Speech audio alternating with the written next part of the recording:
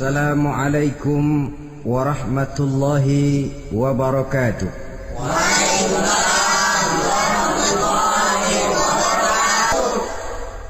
Bismillahi walhamdulillah, wassalatu wassalamu ala sayyidina rasulillah wa ala alihi wa sahbihi wa mawalah. La hawla wa la quwwata illa billah, amma ba'du. Saudara-saudara kaum muslimin yang berbahagia, di dalam kehidupan ini kita senantiasa mengambil iktibar, contoh dan teladan dari orang-orang sebelum kita.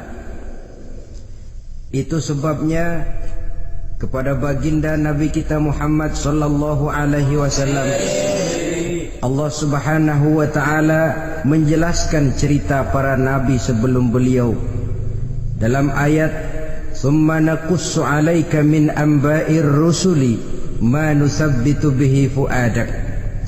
Demikianlah kami ceritakan kepadamu wahai Muhammad sebagian dari kisah para rasul-rasul sebelum kamu yang dengan itu akan memperkuat hatimu, meneguhkan keyakinanmu dan memantapkan pendirianmu. Inilah manfaatnya belajar dari sejarah.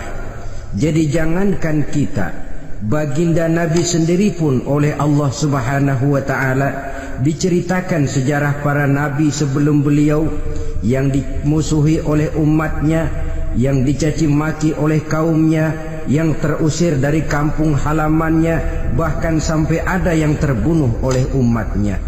Itu seluruhnya merupakan iktibar manusabbitu bihi fu'adak, untuk memantapkan langkahmu, meneguhkan keyakinanmu dan menguatkan pendirianmu menghadapi perjuangan ini. Sehubungan dengan itu, pada pertemuan kali ini Al-Fakir ingin menyampaikan satu cuplikan kecil dari kehidupan seorang sahabat utama baginda Nabi, yaitu Sayyidina Umar ibn al-Khattab radhiyallahu an. Beliau adalah Umar bin Khattab bin Nufail bin Abdul Uzza dari suku Quraisy golongan Bani Adi. Perawakannya tinggi, kekar dan gagah, melambangkan sifatnya yang pemberani, tegas dan tidak pernah kenal takut kepada siapapun. Sebelum mendapat hidayah, Umar bin Khattab termasuk orang yang berdiri di barisan orang-orang yang memusuhi umat Islam. Ia terperangkap dalam tradisi jahiliyah di mana gemar berperang dan bermabuk-mabukan juga merupakan hal-hal yang pernah dilaksanakan dalam kehidupannya sebelum beliau masuk ke dalam agama Islam. Oleh karena itu, dalam kehidupan beragama, hidayah merupakan sesuatu yang penting. Bagaimanapun banyaknya dosa dan kesalahan yang telah dilakukan oleh seseorang, tidak seharusnya menyebabkan ia putus asa dari rahmah Allah. Sebaliknya, bagaimanapun banyak kebajikan dan kebaikan yang sudah dikerjakannya, tidak perlu membuat dia besar hati, puas, bangga, apalagi menjadi lalai karenanya. Sebab kita belum tahu akan bagaimana ujung perjalanan dari kehidupan kita ini. Saudara-saudara, kisahnya pun masuk Islam merupakan peristiwa yang menarik. Pada satu hari, dengan pedang terhunus, Umar bin Khattab menuju Darul Arqam, tempat di mana baginda Nabi biasa berkumpul dengan para sahabat. Melihat mukanya yang beringas, matanya yang nanar, orang sudah menyangka dan mengerti ini tentu akan terjadi pembunuhan. Dalam perjalanan menuju Darul Arqam, Umar bertemu dengan Nuaim bin Abdullah. Nuaim bertanya, "Ya Umar, mau kemana ente?" "Mau membunuh itu, si murtad itu," kata. "Si murtad yang mana?" "Yang mana lagi? Itu yang memecah belah kita, yang menghina berhala-berhala kita, yang menjelek-jelekkan nenek moyang dan keturunan kita. Siapa lagi kalau bukan Muhammad? Kata Nuaim, Umar, enggak salah. Tidak salah lagi. Salah Umar. Salah kenapa? Apa kamu enggak malu? Kamu mau pergi membunuh Muhammad, sementara adikmu sendiri Fatimah, dia sudah termasuk salah seorang pengikut Muhammad.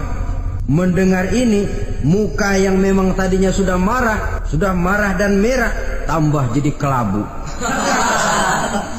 Bukan main mangkelnya Umar bin Khattab. Orang lain dia musuhi, orang lain dia kejar-kejar. Ini malah adiknya sendiri menjadi pengikut dari baginda Nabi. Tidak jadi menuju Darul Arqam, dia berangkat ke rumah adiknya Fatimah.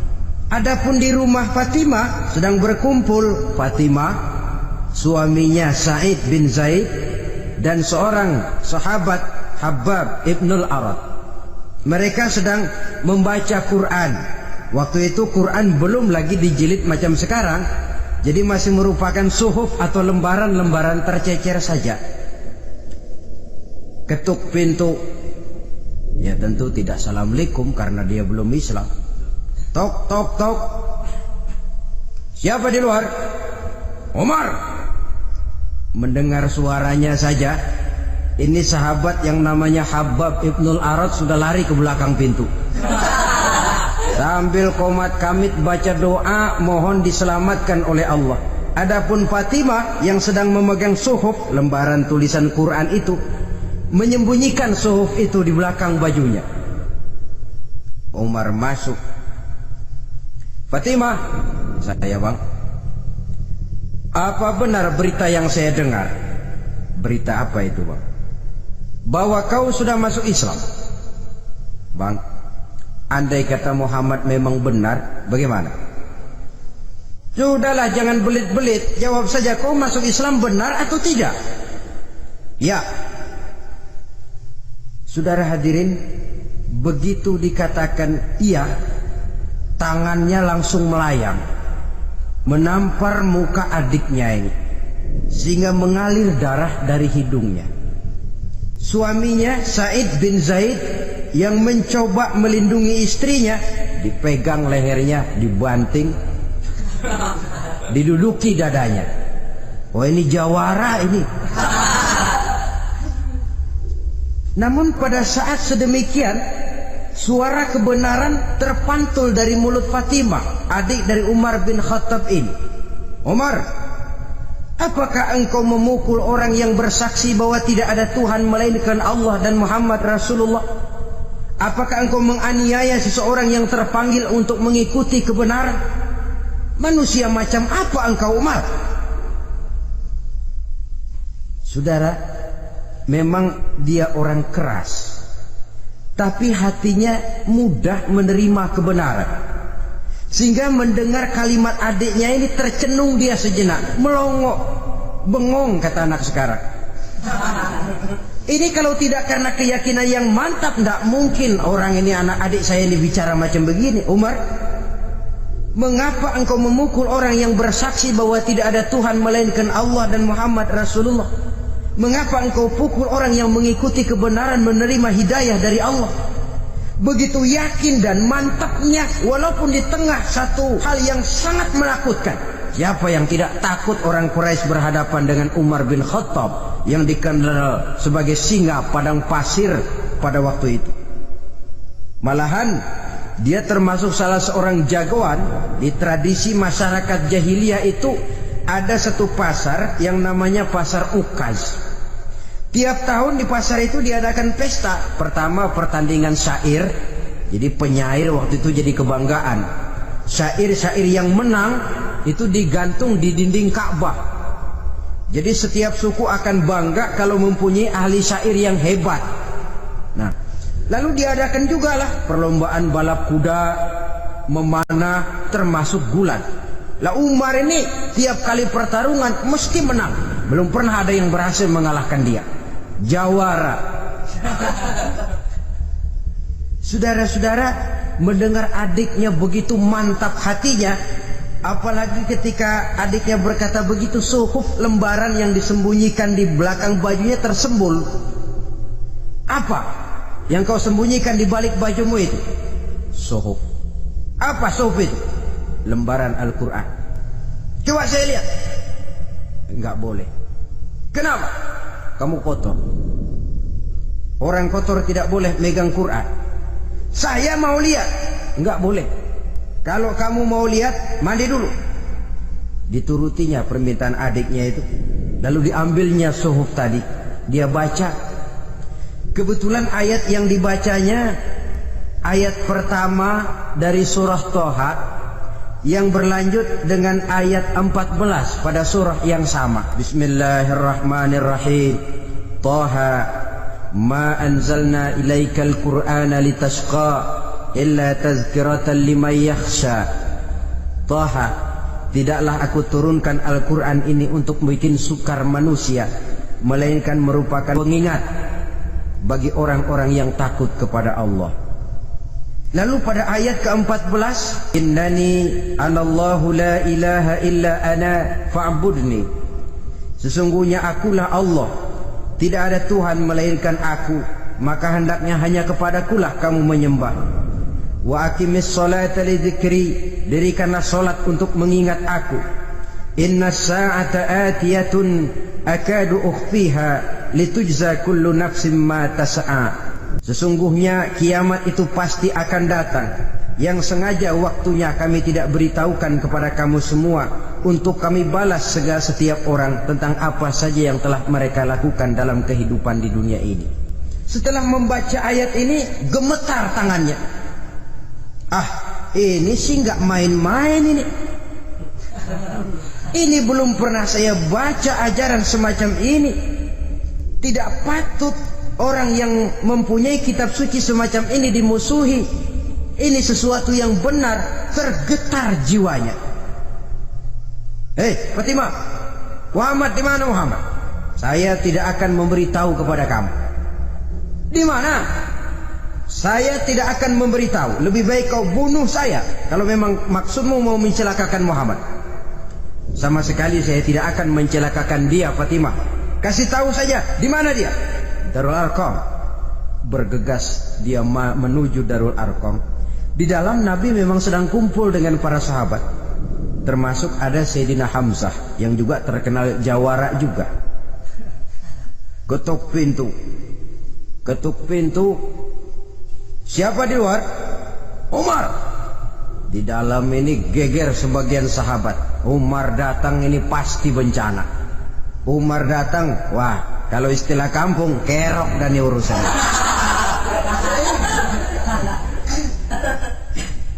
Tapi baginda Nabi menenangkan mereka. Tenang, mudah-mudahan ada hikmahnya.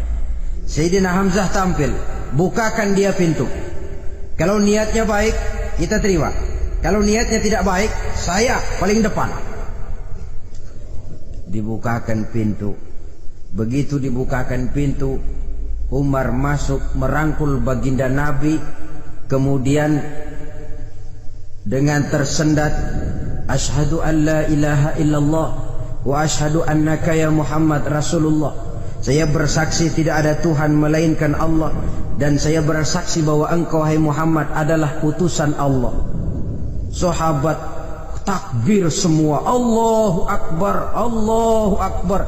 Kegembiraan meliputi suasana ketika itu. Kenapa? Karena sebelumnya dikala Umar belum masuk Islam, dia merupakan ganjalan yang paling dikhawatirkan oleh umat Islam. Setelah dia masuk Islam, jelas merupakan satu keuntungan yang sangat besar. Dan dia tertarik kepada Islam bukan karena bujuk rayu orang, tidak karena diberikan harta, tidak karena diiming-iming oleh kedudukan tinggi, tapi karena kebenaran, hidayah menembus hatinya melalui wasilah ayat dalam surah Toha yang dibacanya melalui suhuf yang dipegang oleh adiknya tadi. Sejak saat itu berubah 180 derajat Umar bin Khattab radhiyallahu anhu.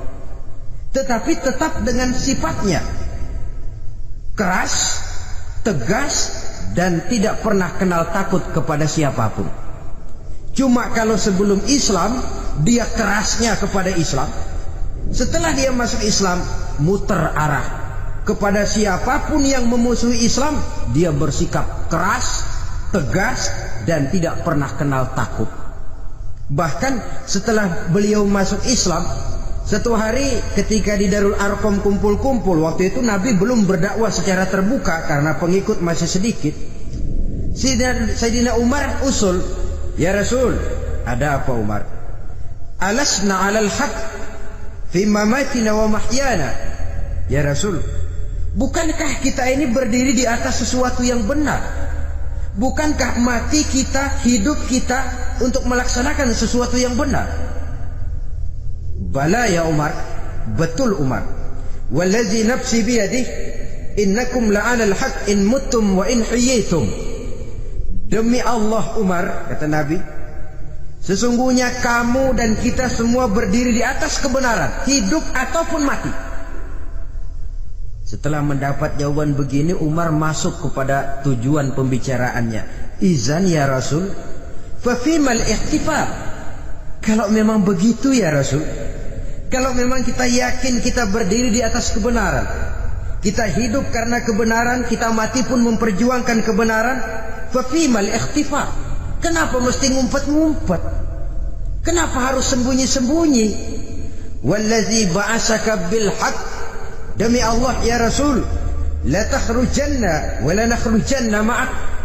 Tuhan harus keluar menyampaikan Islam ini secara terbuka, dan kami akan mendampingi Tuhan dengan segenap jiwa dan raga.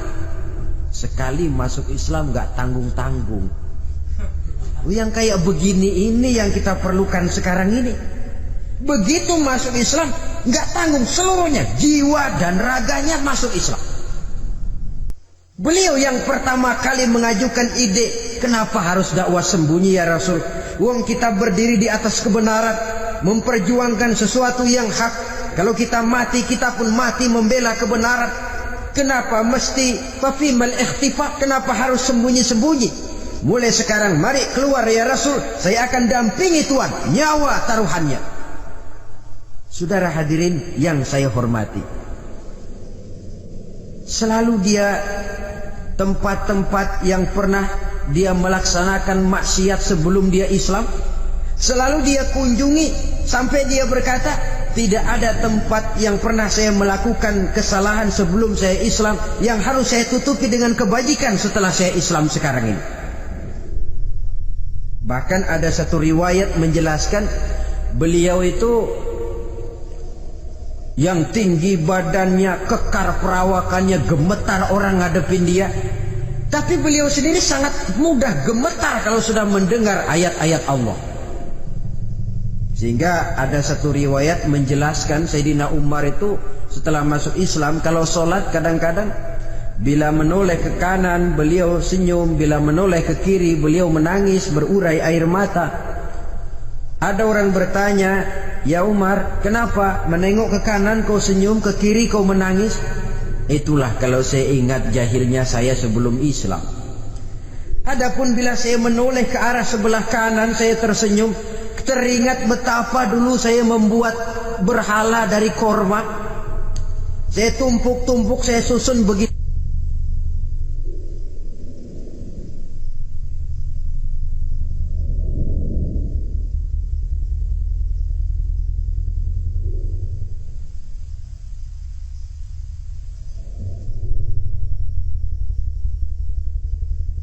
Itu rupa. Setelah saya sembah, saya makan itu korma. Gagah betul saya waktu itu, sampai Tuhan pun saya makan.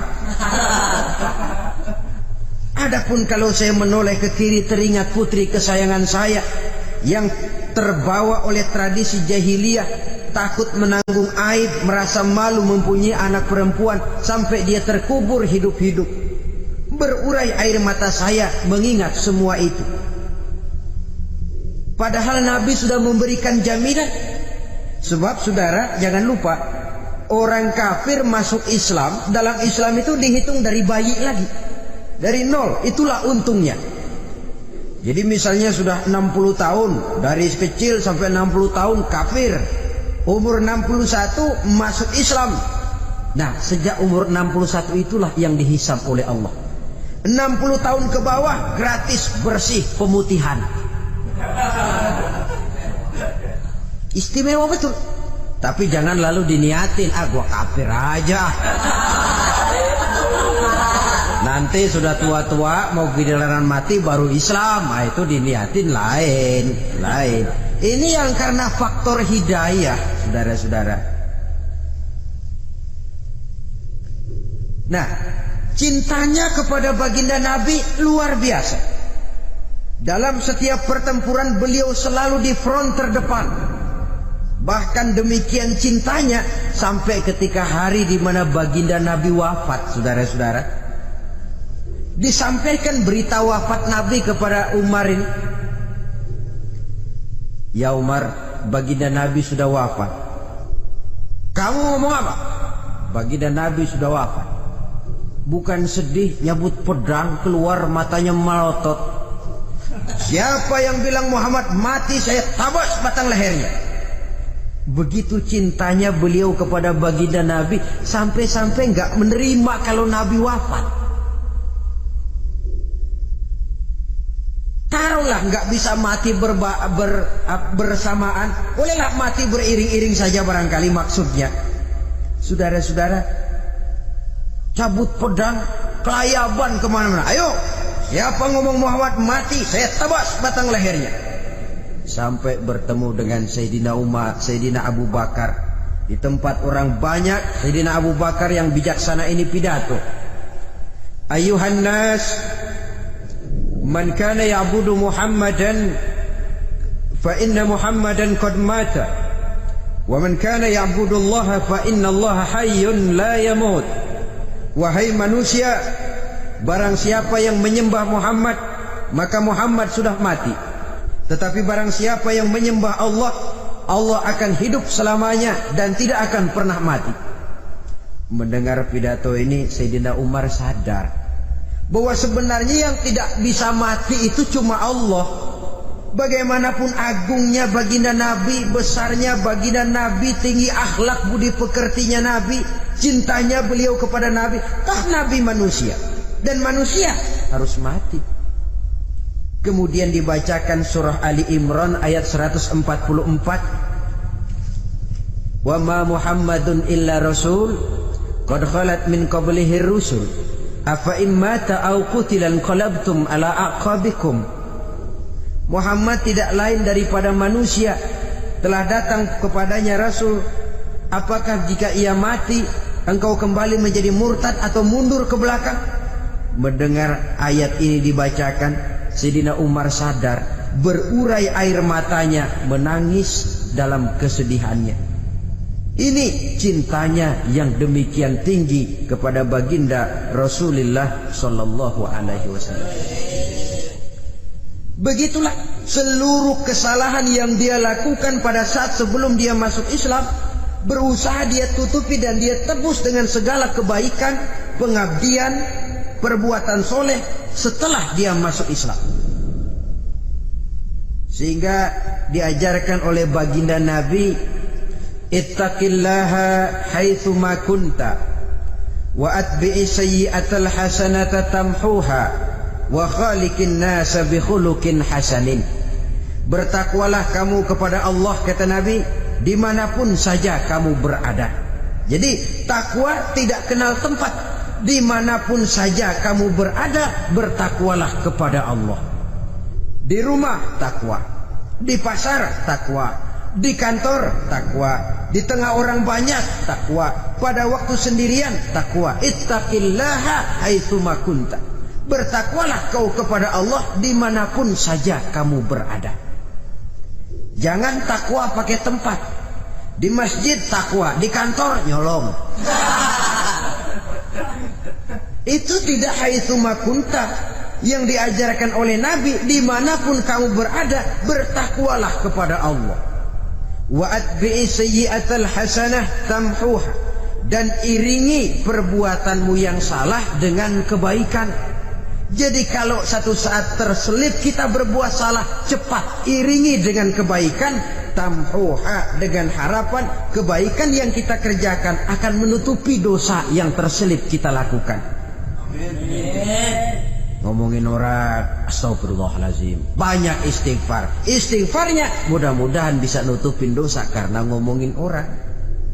Tapi jangan lalu tambah sulap, ngomongin orang istighfar, terus ngomongin lagi istighfar lagi. Itu tentu tidak bisa dengan cara begitu. Barangkali terselip pernah mengambil harta orang tanpa alasan yang hak, imbangi dengan rajin sedekah misalnya. Barangkali pernah menyakiti hati orang, imbangi dengan perbuatan yang bisa menyenangkan hati orang lain. Itu namanya mengiringi perbuatan yang bersifat salah dengan kebajikan. Ini yang dilakukan oleh Sayyidina Umar. Setiap pelosok hampir dia datang, tempat-tempat di mana dia pernah melakukan kesalahan sebelum Islam, di sana dia tegakkan kebajikan dan kebaikan.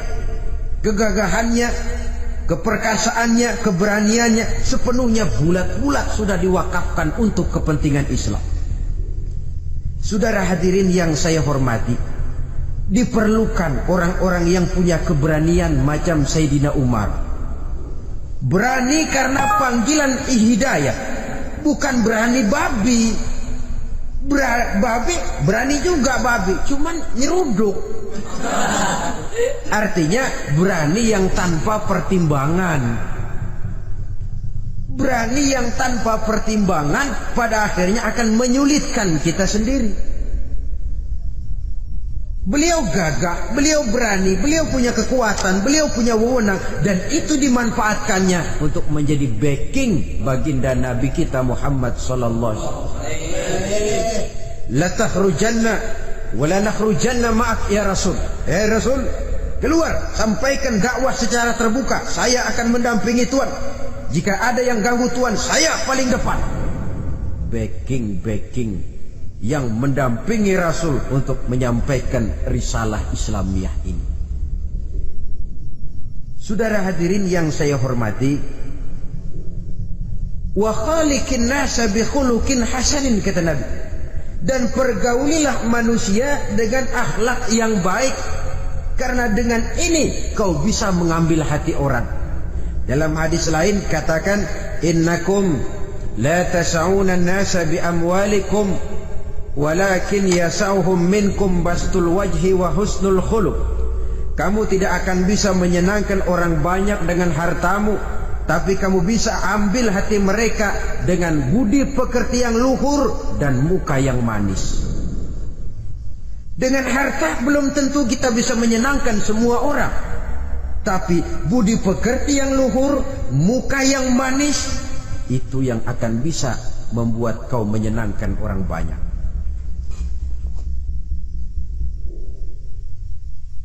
Setelah baginda Rasul wafat, pernah ketika berkumpul, Sayyidina Abu Bakar berkata kepada Sayyidina Umar, "Ya Umar, saya baiat kamu untuk menjadi khalifah." Jawab beliau, "Sayalah yang akan membaiat Tuan. Tapi Anda lebih utama dari saya Umar. Keutamaan saya akan saya berikan kepada Tuan untuk mendukung kekhalifahan Tuan." Di sini kelihatan wataknya yang tidak ambisius, gagah, berani, perkasa, tapi tahu diri, nggak nyelonong, tidak menggunakan kekuasaannya, kegagahannya untuk maksud yang sewenang-wenang. Oleh karena itu, setelah Sayyidina Abu Bakar wafat, beliau dilantik menjadi khalifah. Keluarlah pidatonya yang terkenal, "Ayyuhan nas, inni qad wullitu alaikum walastu bi khairikum." Hai manusia, aku telah dipilih menjadi pemimpin kamu, padahal aku bukanlah orang yang terbaik di antara kamu. Kalau tidaklah karena aku melihat keutamaan, keteguhan yang dapat melindungi kalian, berat rasanya aku memikul amanah ini. Sebab apa? Alangkah beratnya menunggu datangnya perhitungan di akhirat nanti terhadap Umar. Ini yang jadi motifnya memegang jabatan khalifah. Sungguh berat bagi Umar menunggu datangnya saat perhitungan, sehingga seolah-olah kalau bisalah jadi Umar bin Khattab saja, jangan jadi khalifah kalau bisa. Tapi moya umat sudah kadang memilih. Sehingga benar kalau dalam satu hadis Nabi pernah mengajarkan jangan memberikan satu jabatan kepada orang yang memintanya.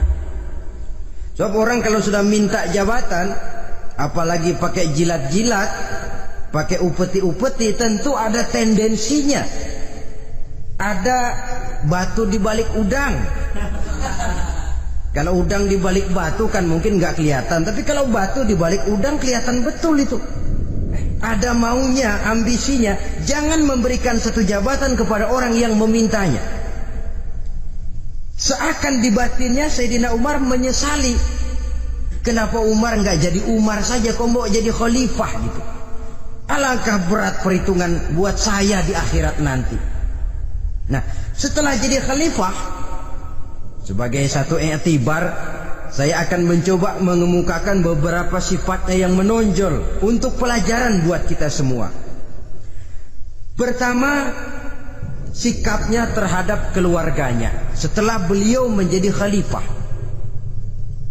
Kedudukan sebagai keluarga Umar bin Khattab bukan merupakan kedudukan istimewa. Itu ditanamkan betul kepada keluarganya. Jangan karena bapakmu khalifah, lalu mentang-mentang anak khalifah kau merasa dapat fasilitas, merasa bisa berbuat semau-maumu. Kau harus punya tanggung jawab dan beban moral, memberikan contoh yang lebih baik kepada rakyat. Ini yang ditekankan kepada keluarganya. Kalau beliau mau mengeluarkan undang-undang, undang-undang itu lebih dahulu dibicarakan di tengah keluarganya, kumpul anak-anaknya. Ini akan ada undang-undang begini. Siapa di antara kalian mau mentaati, persilakan. Yang tidak pun persilakan. Tapi saya ingatkan, kalau ada dari keluarga Umar yang melanggar peraturan yang saya keluarkan ini, saya akan menghukumnya 2 kali lipat karena dia keluarga saya. Menghukumnya 2 kali lipat karena dia keluarga saya. Jadi bukan mentang-mentang anak babe lalu kebal hukum. Tidak. Siapa yang di antara kalian melanggar peraturan ini, akan aku kenakan hukuman 2 kali lipat karena dia keluargaku. Nah, saudara hadirin yang saya hormati, lalu berwibawa, dijaga betul keluarganya. Suatu hari beliau datang ke rumah putranya Abdullah bin Umar. Ketika masuk dilihatnya Abdullah bin Umar sedang makan daging. Makan daging. Merah muka Umar. Mentang-mentang anak khalifah ya. Mentang-mentang anak Amirul Mukminin ya, kamu makan daging. Lihat tuh rakyat kita masih banyak yang kelaparan, makan daging, makan roti keras. Padahal itu halal. Sesuatu yang diperoleh dengan usahanya sendiri. Tetapi begitu hati-hatinya Umar untuk menjaga pandangan orang. Keluarga khalifah merupakan beban moral sebab akan dijadikan contoh oleh rakyatnya. Mentang-mentang anak khalifah ya makan daging. Lihat tuh rakyat, roti keras digarotin. Lain saat beliau pergi ke satu pasar. Di situ dilihat ada sapi gemuk-gemuk. Tempat lain sapinya kurus-kurus. Tanya, ini yang gemuk-gemuk sapi siapa? Sapi Abdullah bin Umar. Sapi anaknya. Panggil Abdullah bin Umar, suruh sini. Datang anaknya. Abdullah bin Umar, bagaimana ceritanya sampai ini? Begini Bapak. Dahulu itu dengan uang saya beli sapi kurus-kurus. Lalu saya rawat. Saya berikan upah orang untuk merawat sapi-sapi itu. Sampai sekarang dia menjadi gemuk. Akan saya jual dan keuntungannya tentu sesuatu yang halal. Subhanallah, kata Umar. Kau ini anak Amirul Mukminin. Jual sapimu. Ambil modalnya, untungnya masukkan Baitul Mal untuk urus kepentingan orang Islam. Dia nggak mau anaknya terlibat bisnis ndompleng kekuasaan ayahnya. Karena mentang-mentang anak khalifah lalu segala macam bisnis lancar. Orang takut karena apa? Anak babe. Ada lagi, pada waktu pembagian harta ghanimah, putri beliau yang namanya Hafsah, ini adalah istri baginda Nabi, meminta bagian. Kaum kerabat ayah, ini kerabat khalifah, kitalah dulu kerabat. Kalau kau kerabatku, maka jatahmu nanti dari ayahmu. Harta ini masih lebih banyak dibutuhkan oleh orang-orang Islam. Nanti belakangan, kalau ada sisanya. Belakangan kalau ada sisanya. La haula wala quwata illa billah.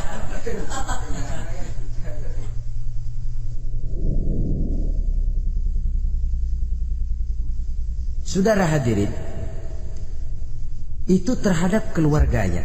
Kemudian apa sifat-sifat yang menonjol dari kepemimpinannya? Pertama, kesederhanaannya.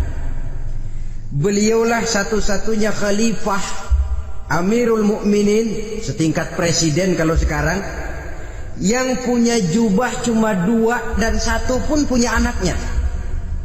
Tambelan lagi. Pernah sholat Jumat terlambat, beliau naik mimbar untuk khutbah, sebelumnya minta maaf dulu. Saudara-saudara, maaf saya terlambat nungguin baju kering. Seorang khalifah nungguin baju kering. Sederhana dalam kehidupannya. Mari kita ambil satu cerita lagi. Pada waktu beliau jadi khalifah, yang diangkat jadi gubernur di Mesir adalah Amr bin As. Amr bin As hidupnya lebih mirip kaisar. Istananya besar, pakaiannya bagus-bagus. Nah, yang paling mengganggu pikiran Amr bin As, di sebelah istananya ini ada gubuk reot, kepunyaan orang Yahudi lagi. Ini nggak pantas bener, masa di samping istana gubernur ada gubuk reot. Orang Yahudi lagi yang punya. Ini mesti udah bikin saja rencana, panggil dinas tata kota, bikin planning. Di sini mau dibangun masjid, proyek negara. Bikin gambarnya, susun anggarannya, tender. Saudara-saudara, si Yahudi yang punya gubuk reot dipanggil. Yahudi, ada apa, Pak? Kamu tahu nggak? Enggak. Iya, memang belum saya kasih tahu.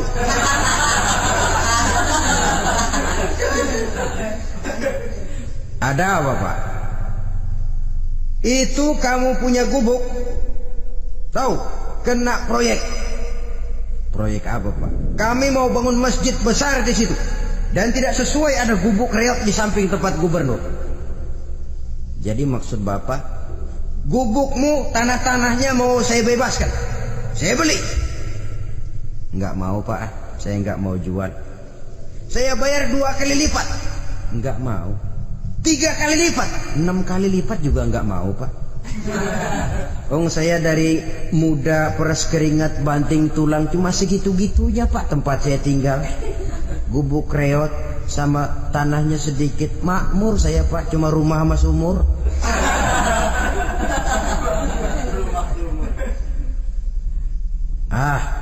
Ini Yahudi kelewatan juga. Akhirnya turun perintah, sudah, kalau dia nggak mau dibebaskan, gusur saja, tarik, ambil bulldozer, digusur. Yahudi ini berurai air matanya. Aduh, begini jadi rakyat kecil, udah jatuh ketiban ember lagi. Tapi pikir-pikir Amr bin As kan bukan yang paling atas. Dia kan cuma pejabat, masih ada atasannya lagi. Lapor, lapor. Yahudi ini berangkat ke Madinah. Bayangkan dari Mesir ke Madinah, jalan. Di sepanjang jalan dia berpikir membanding-banding. Kalau gubernurnya saja istananya begitu mewah, apalagi khalifahnya. Kalau gubernurnya galak main gusur, apalagi khalifahnya. Dan saya bukan orang Islam, apa dia lemin ngadu? Apa dapat tanggapan? Berangkat dia sambil harap-harap cemas. Sampai di pintu kota Madinah, dia temui orang lagi tidur di bawah pohon korma. Selamat siang Pak. Ada apa? Pak. Apa? Mau lapor. Lapor apa? Bapak tahu Khalifah Umar bin Khattab? Tahu. Istananya di mana Pak? Istananya di atas lumpur. Di atas lumpur. Di atas lumpur. Pengawalnya banyak Pak. Banyak. Siapa Pak? Yatim piatu, janda-janda tua, orang-orang miskin, orang-orang lemah. Itu pengawalnya. Pakaian kebesarannya apa sutra apa Pak? Pakaian kebesarannya malu dan takwa. Saya nggak ngerti Pak. Itulah Umar bin Khattab. Lalu orangnya sekarang di mana Pak? Di depan ente. Rupanya yang dia tanya itulah orangnya. Gemeter Yahudi ini, keringat bercucuran. Coba, istananya di atas lumpur. Sebab beliau berprinsip, bagaimana saya bisa menghayati nasib rakyat kalau saya tidak merasakan apa yang mereka rasakan? Bagaimana saya nggak bisa tahu sakitnya lapar kalau saya belum pernah kelaparan? Itu prinsipnya. Istananya di atas lumpur. Para pengawalnya yatim piatu, janda-janda tua, orang-orang miskin, orang-orang lemah dan tidak mampu. Dan pakaian kebesarannya malu dan takwa. Kamu dari mana? Dari Mesir Pak. Ada apa? Mau laporan gubernur Bapak di Mesir yang namanya Amr bin As. Kenapa? Main gusur aja Pak. Ceritanya? Iya, dia mau bangun masjid. Kebetulan di areal itu saya punya tanah sama gubuk segitu-gitunya. Saya nggak mau dibeli, digusur Pak. Saya mau mencari keadilan. Begini. Kamu lihat tempat sampah itu? Lihat. Di situ banyak tulang. Coba kamu ambil kemari satu. Tulang unta, bawa sini. Bingung Yahudi. Pak, saya kemari mau cari keadilan. Kalau tulang mah di Mesir juga banyak Pak. Sudahlah, pokoknya kau ambil saja tulang itu. Dicoker-coker dapat dikasih. Tulang itu digaris lurus oleh Sayyidina Umar dengan ujung pedang. Red. Nah, nih, kau bawa kepada Amr bin As. Makin bingung itu Yahudi. Suruh bawa tulang cuman digaris. Nanti saya ngomong apa Pak? Sudahlah, kasih saja. Pulang dia. Sampai di Mesir. Tuan Gubernur, ada apa? Saya baru menghadap Khalifah. Kemudian beliau sampaikan ini, dikasih tulang. Amr bin As melihat tulang ada goresan lurus dengan ujung pedang, gemetar. Badannya keluar keringat dingin. Panggil kepala proyek. Proyek batal. Masjid nggak jadi didiriin. Itu gubuk Yahudi diriin lagi. Ini Yahudi makin bengong. Ini gubernur dapat tulang doang segitu takutnya.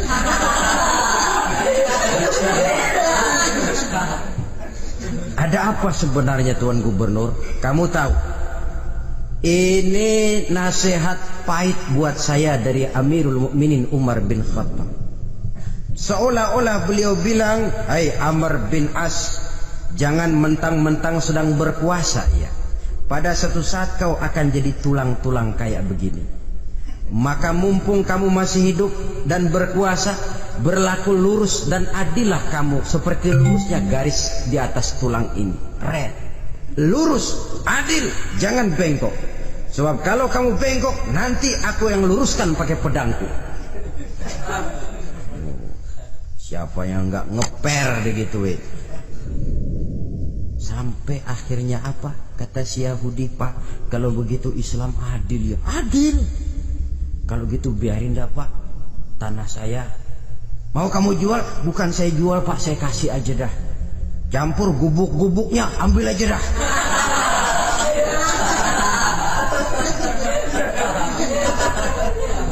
Masuk Islam si Yahudi ini oleh karena keadilan dari Umar bin Khattab. Begitulah kesederhanaan hidupnya. Sampai saudara, yang ironi betul, pernah Utsman bin Affan, Ali bin Abi Thalib, Thalhah dan Zubair kumpul mendengar berita bahwa Sayyidina Umar ini punya hutang. Bayangkan, seorang khalifah untuk melangsungkan hidupnya sampai punya hutang. Padahal Baitul Mal di bawah kekuasaannya. Berunding Utsman, Ali, Thalhah, Zubair. Kalau kita langsung ngomong sama Umar nggak enak dong, dia nggak bakalan terima. Lewat putrinya aja, Hafsah. Baik. Hafsah ngomong sama Umar, Abah, kenapa? Bagaimana kalau honor Abah ditambah, ditingkatkan supaya hutang bisa ketutup? Hafsah, saya Abah. Siapa yang nyuruh kamu ngomong begitu? Enggak ada. Ada. Saya tahu ada ini. Kalau enggak ada, kamu enggak mungkin ngomong begitu. Tapi orangnya kalau saya tuntut, mereka mungkin enggak mau. Sekarang saya mau tanya Hafsah, kau kan istri Rasul, betul? Nah, saya mau tanya, suamimu makanannya apa? Daging? Bukan. Roti. Tempat tidurnya kasur empuk? Bukan. Kain kasar yang kalau musim panas kami bentangkan, kalau musim dingin separuh buat tidur, separuh buat selimut. Pakaian yang dibelikan untukmu berapa banyaknya? Cuma 2. Nah, itu guru saya, orang yang paling saya cintai, dan itu yang saya ikuti. Bahkan setelah beliau wafat, Sayyidina Umar ini hutangnya ditanggungkan kepada anaknya Abdullah bin Umar, dan itu pun dilunasi dengan menjual rumahnya, sehingga rumahnya itu disebut Darul Qadha, rumah bayar hutang. Begitu kesederhanaannya. Jadi nggak pakai aji mumpung jadi khalifah lalu kayak ikan gurita, tangan yang mana aja megang. Itu kan mental monyet. Monyet itu kan begitu, tangan megang kiri kanan, mulut ngawal, kaki megang, temennya dikasih masih ngerampas juga. Monyet rakus betul itu. Itu kesederhanaannya. Kenapa kesederhanaan ini timbul? Karena sikap zuhudnya. Zuhud itu tarkud dunia li ajlil akhirah. Orang yang mengambil dunia hanya yang diperlukan dengan lebih mengutamakan kehidupan akhirat. Watak zuhudnya yang sangat menonjol. Dialah pahlawan yang paling berani di medan perang. Dialah imam yang paling khusyuk di masjid. Dan tidak jarang kalau sholat sendiri, begitu membaca ayat yang menceritakan neraka, nangis berurai air matanya. Saudara hadirin ma'asyiral muslimin rahimakumullah.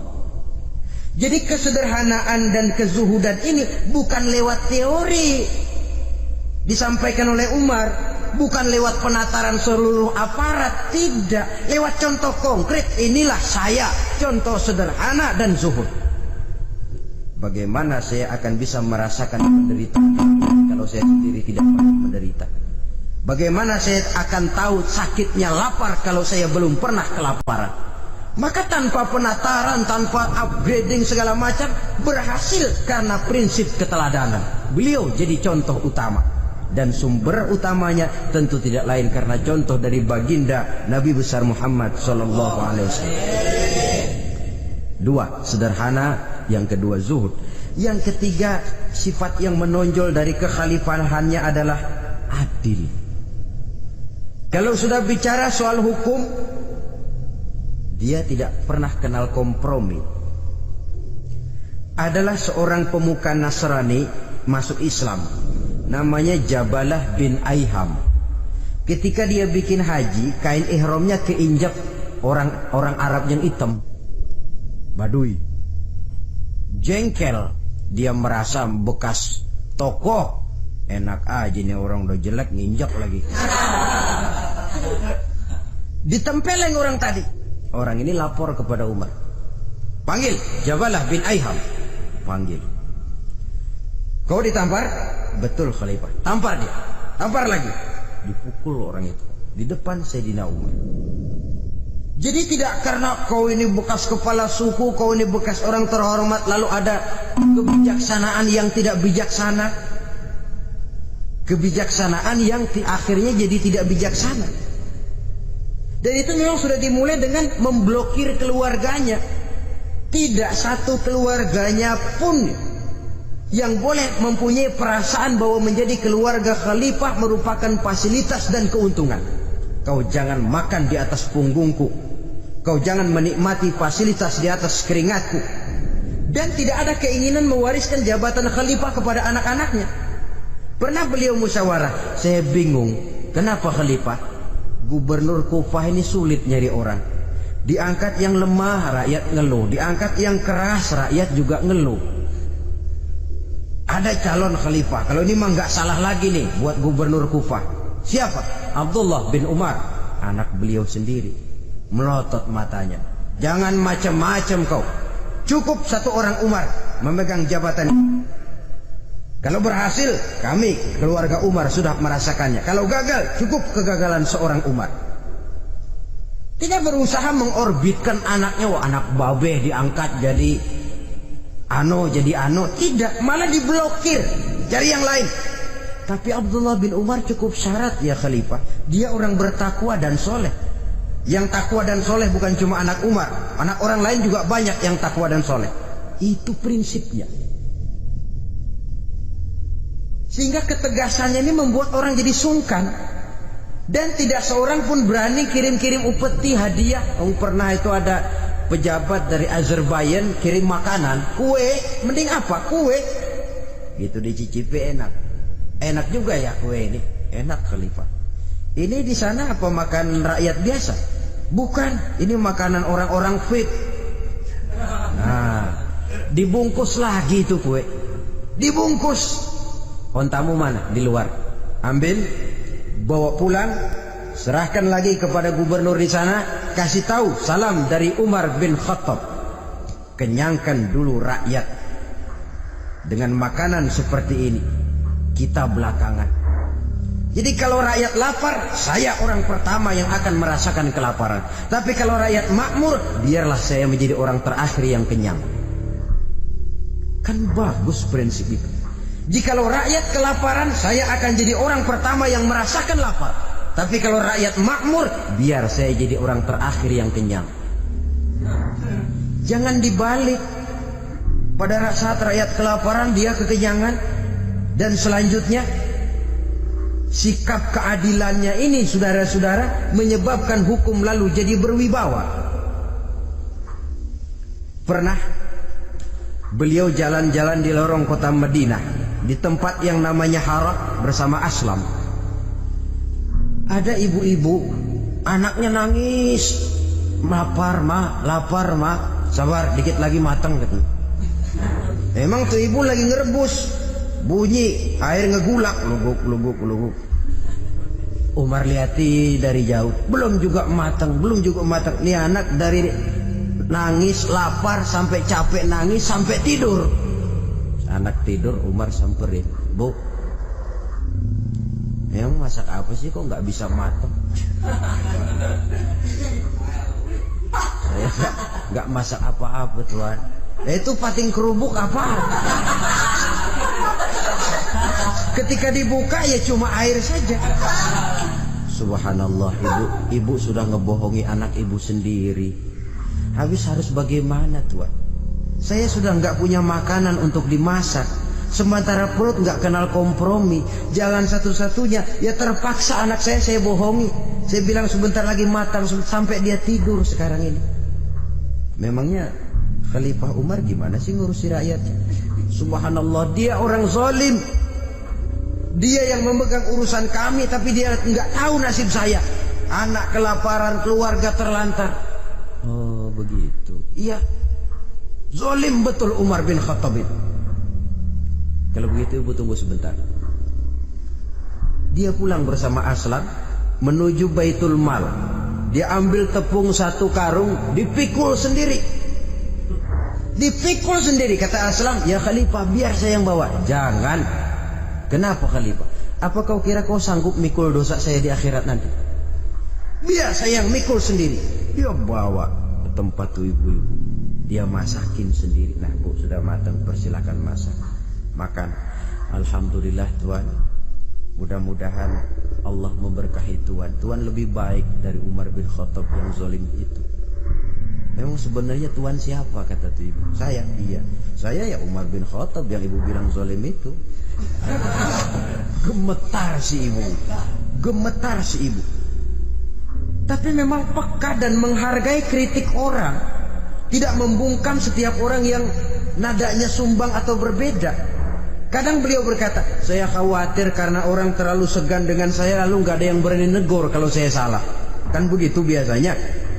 Karena sudah terlalu segan, lalu semuanya orang mau diaminin saja. Asal dibilang gak benar, marah, jengkel. Lalu disingkirin, maunya diiyain, inggih kula nuwun. Oke bos. Beliau bilang, saya khawatir kalau tidak ada orang yang mau menegur kesalahan saya jika saya terlanjur nanti. Tahu muncul orang, demi Allah, saya akan menegur Tuhan dengan pedang saya ini. Cerah mukanya, senyum bibirnya, alhamdulillah. Anak muda, saya memerlukan orang macam kau yang berani berkata ya terhadap yang benar dan tidak terhadap yang tidak benar, apa dan bagaimanapun resikonya. Di sini kelihatan sikap beliau menghadapi orang yang berbeda pendapat. Keadilan, keberanian dan ketegasan, cepat menerima kebenaran merupakan serentetan dari sifat-sifat utama beliau sejak masuk Islam sampai menjadi khalifah yang kedua. Bahkan dengan jasa beliau, Islam kemudian tersebar menembus dinding Jazirah Arabia, memasuki Bizantium dan Persia, sehingga beliau juga dikenal sebagai periode Al-Futuhat Al-Islamiyah. Saudara, memang dia orang keras, tapi hatinya mudah menerima kebenaran. Sehingga mendengar kalimat adiknya ini tercenung dia sejenak, melongo, bengong kata anak sekarang. Ini kalau tidak karena keyakinan yang mantap, tidak mungkin orang ini, anak adik saya ini bicara macam begini. Umar, mengapa engkau memukul orang yang bersaksi bahwa tidak ada Tuhan melainkan Allah dan Muhammad Rasulullah? Mengapa engkau pukul orang yang mengikuti kebenaran, menerima hidayah dari Allah? Begitu yakin dan mantapnya, walaupun di tengah satu hal yang sangat menakutkan. Siapa yang tidak takut orang Quraisy berhadapan dengan Umar bin Khattab yang dikenal sebagai singa padang pasir pada waktu itu? Malahan dia termasuk salah seorang jagoan. Di tradisi masyarakat jahiliyah itu ada satu pasar yang namanya pasar Ukaz. Tiap tahun di pasar itu diadakan pesta. Pertama pertandingan syair. Jadi penyair waktu itu jadi kebanggaan. Syair-syair yang menang itu digantung di dinding Ka'bah. Jadi setiap suku akan bangga kalau mempunyai ahli syair yang hebat. Nah, lalu diadakan juga lah perlombaan balap kuda, memanah, termasuk gulat. Lah Umar ini tiap kali pertarungan mesti menang. Belum pernah ada yang berhasil mengalahkan dia. Jawara.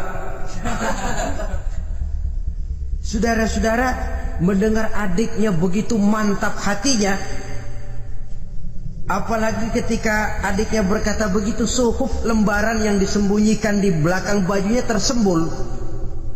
Apa yang kau sembunyikan di balik bajumu itu? Suhuf. Apa suhuf itu? Lembaran Al-Quran. Coba saya lihat. Enggak boleh. Kenapa? Kamu kotor. Orang kotor tidak boleh megang Quran. Saya mau lihat. Enggak boleh. Kalau kamu mau lihat, mandi dulu. Diturutinya permintaan adiknya itu. Lalu diambilnya suhuf tadi. Dia baca.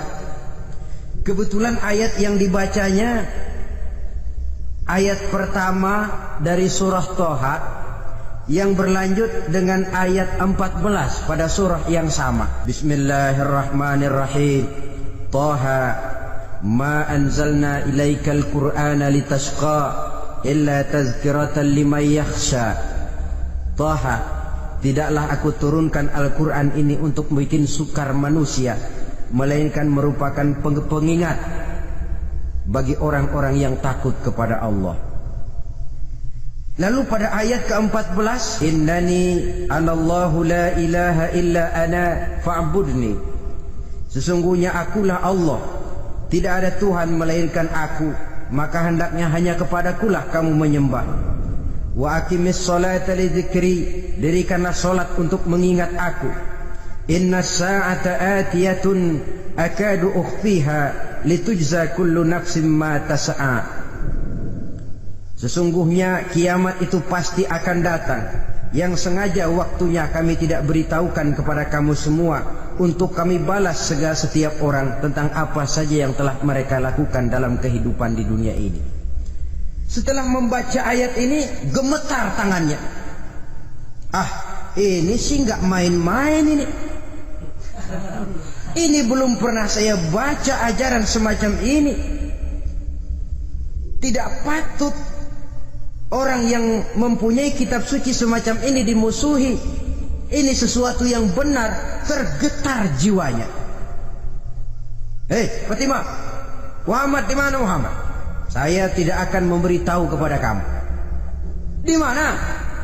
Saya tidak akan memberitahu. Lebih baik kau bunuh saya kalau memang maksudmu mau mencelakakan Muhammad. Sama sekali saya tidak akan mencelakakan dia, Fatimah. Kasih tahu saja, di mana dia? Darul Arqam. Bergegas dia menuju Darul Arqam. Di dalam Nabi memang sedang kumpul dengan para sahabat, termasuk ada Sayyidina Hamzah yang juga terkenal jawara juga. Ketuk pintu. Siapa di luar? Umar. Di dalam ini geger sebagian sahabat. Umar datang ini pasti bencana. Umar datang, wah, kalau istilah kampung, kerok dan urusan.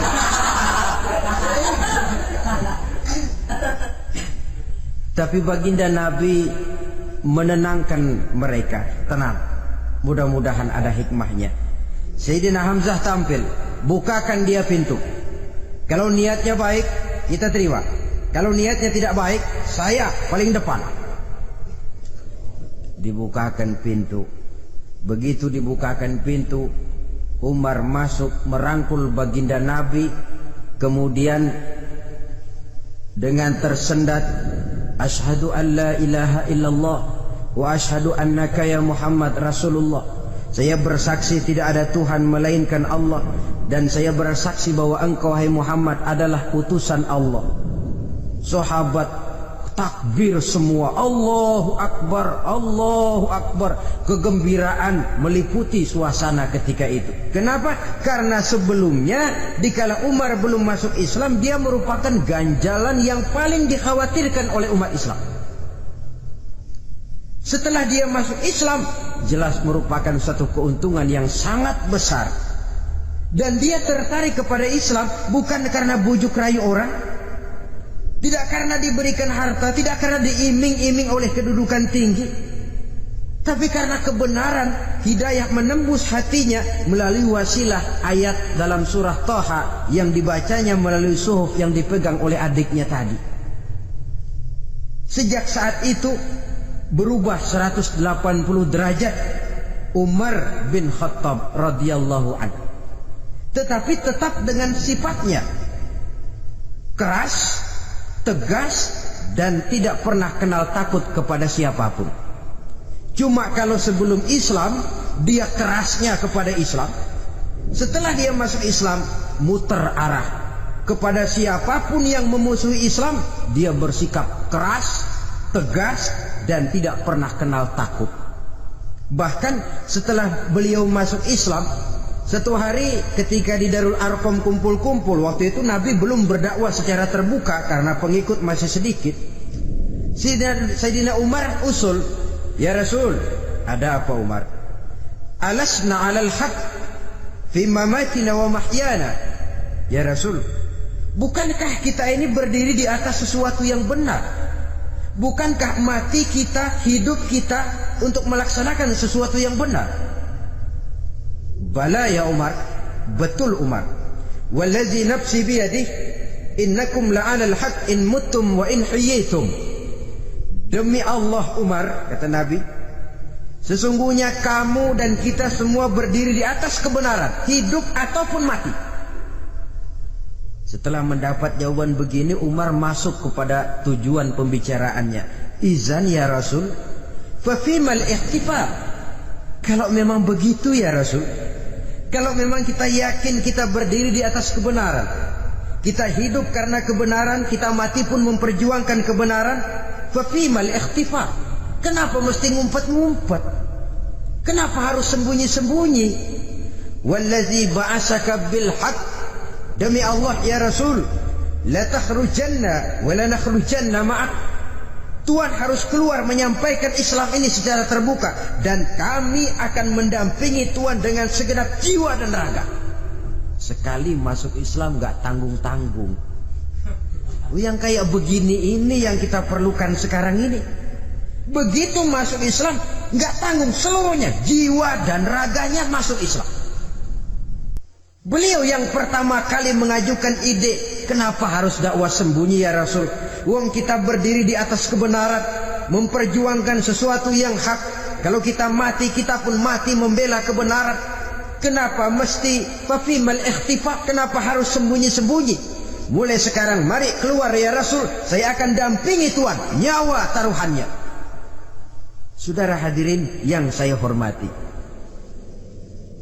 selalu dia tempat-tempat yang pernah dia melaksanakan maksiat sebelum dia Islam, selalu dia kunjungi sampai dia berkata, tidak ada tempat yang pernah saya melakukan kesalahan sebelum saya Islam yang harus saya tutupi dengan kebajikan setelah saya Islam sekarang ini.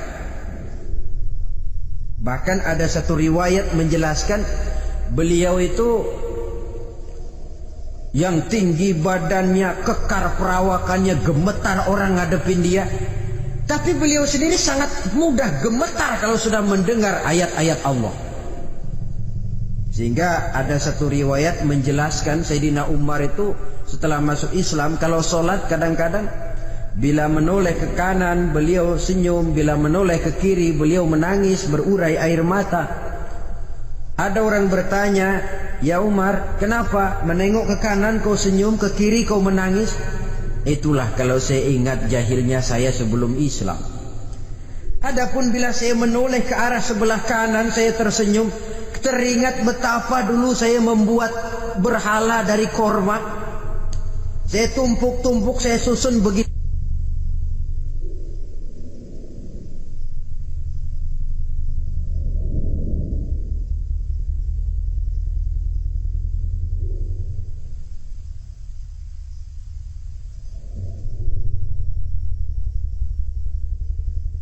Itu rupa. Setelah saya sembah, saya makan itu korma. Gagah betul saya waktu itu, sampai Tuhan pun saya makan.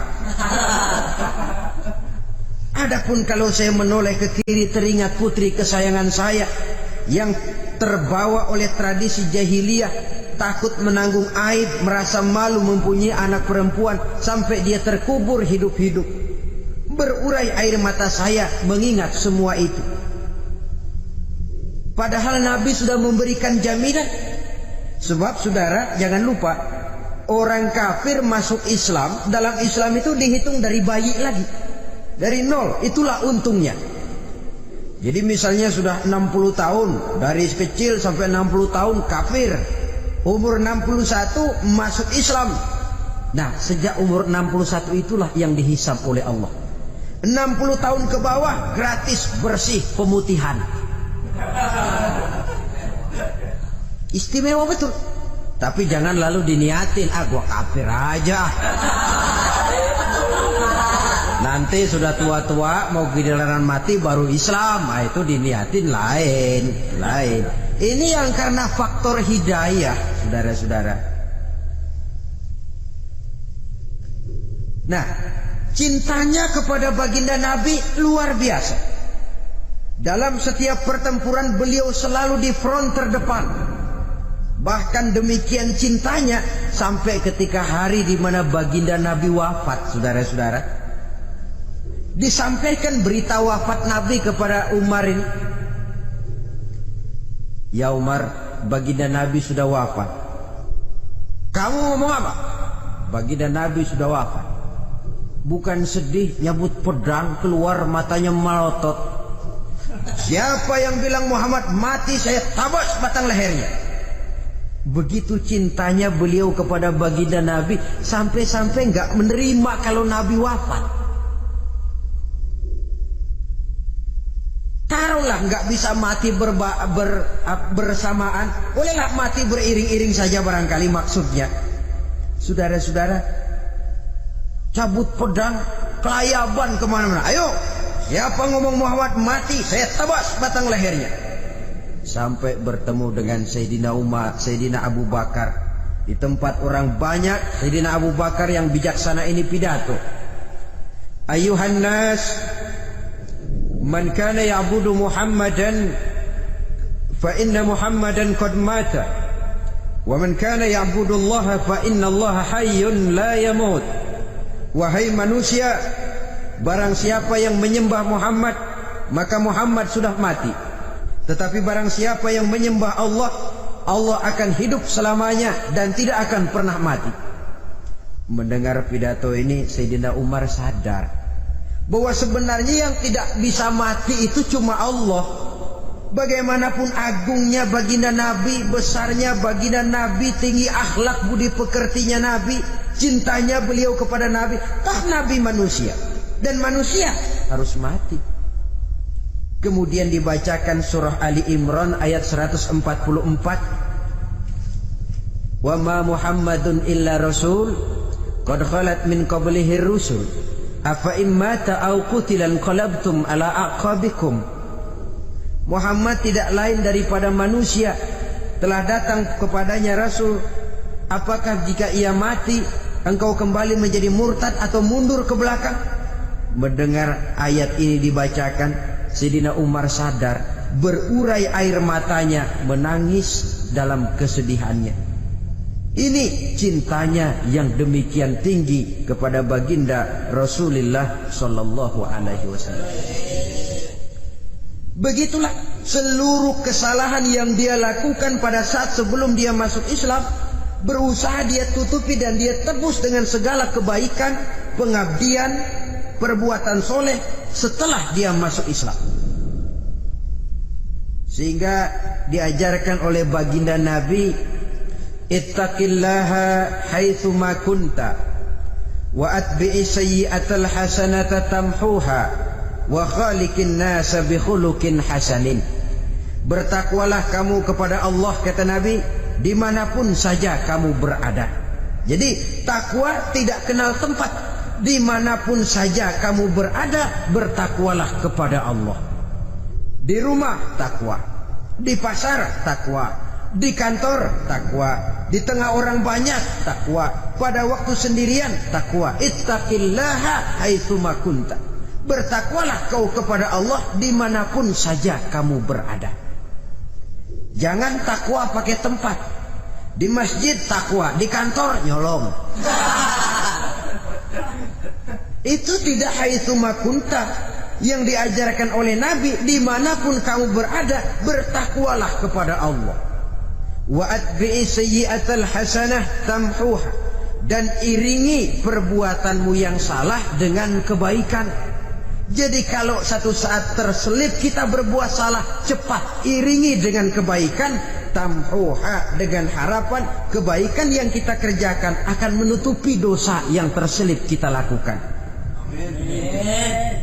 Ngomongin orang, astagfirullahalazim, banyak istighfar. Istighfarnya mudah-mudahan bisa nutupin dosa karena ngomongin orang.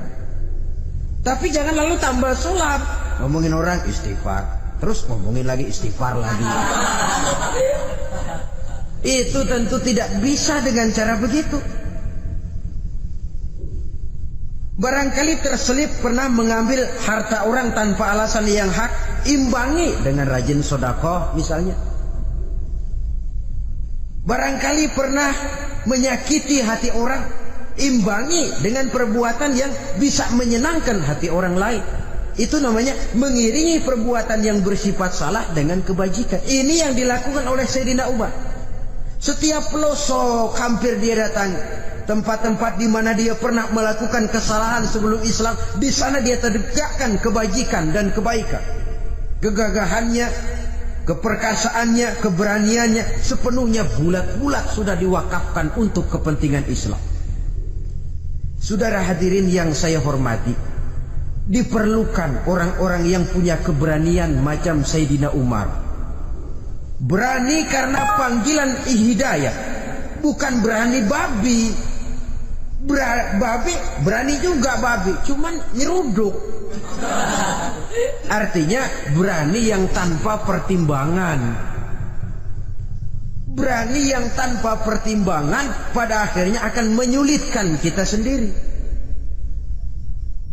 Beliau gagah, beliau berani, beliau punya kekuatan, beliau punya wewenang, dan itu dimanfaatkannya untuk menjadi backing baginda Nabi kita Muhammad sallallahu alaihi wasallam. La takhrujanna wa la nakhrujanna ma'ak ya Rasul.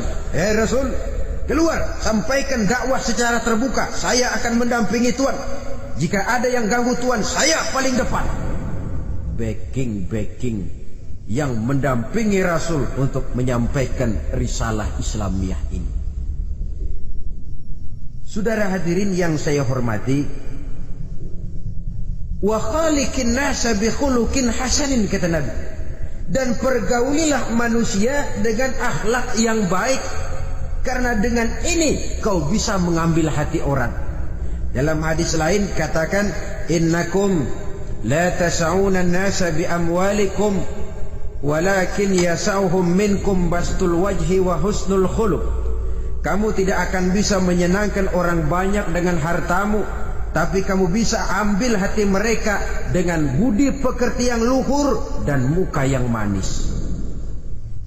Dengan harta belum tentu kita bisa menyenangkan semua orang, tapi budi pekerti yang luhur, muka yang manis, itu yang akan bisa membuat kau menyenangkan orang banyak.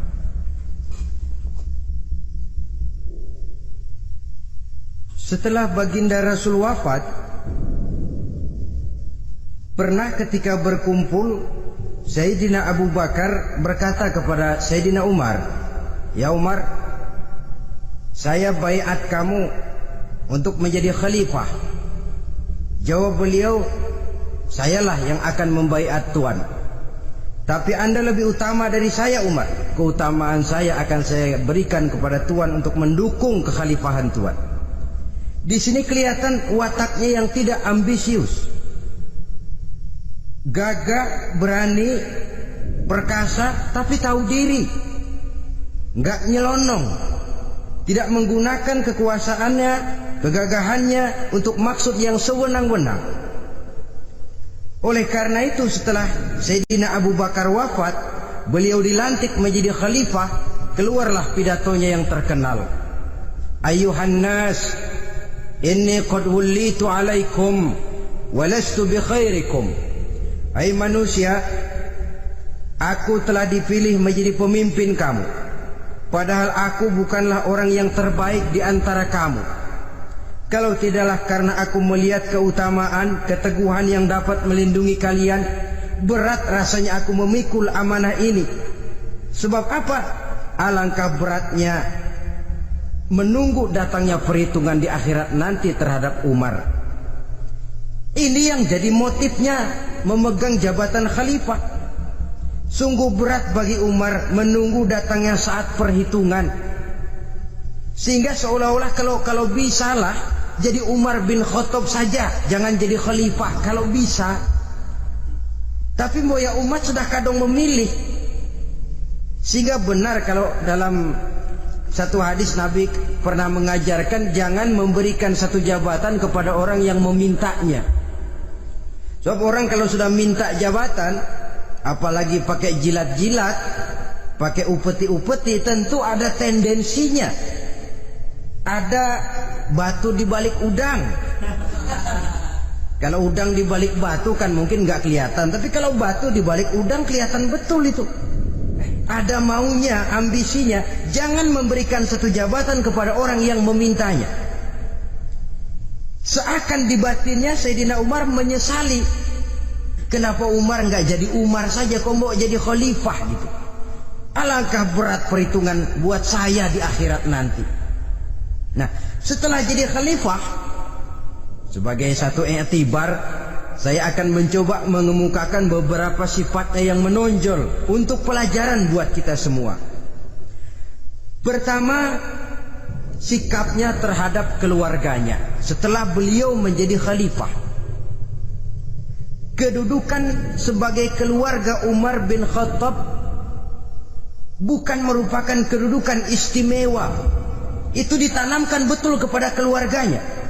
Jangan karena bapakmu khalifah, lalu mentang-mentang anak khalifah kau merasa dapat fasilitas, merasa bisa berbuat semau-maumu.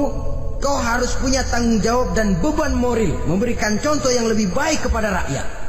Ini yang ditekankan kepada keluarganya. Kalau beliau mau mengeluarkan undang-undang, undang-undang itu lebih dahulu dibicarakan di tengah keluarganya, kumpul anak-anaknya. Ini akan ada undang-undang begini. Siapa di antara kalian mau mentaati, persilakan. Yang tidak pun persilakan. Tapi saya ingatkan, kalau ada dari keluarga Umar yang melanggar peraturan yang saya keluarkan ini, saya akan menghukumnya 2 kali lipat karena dia keluarga saya. Menghukumnya 2 kali lipat karena dia keluarga saya.